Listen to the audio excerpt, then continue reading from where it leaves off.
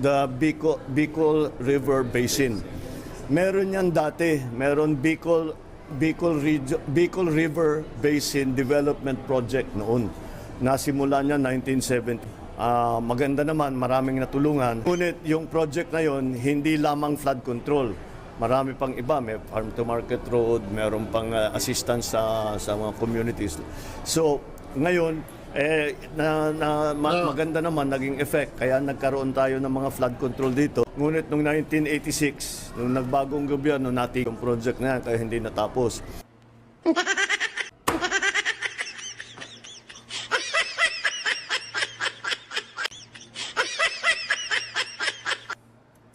Ngayon, babalikan natin pero iba na ang ating focus. Hindi lamang yung community, hindi na yung community development muna.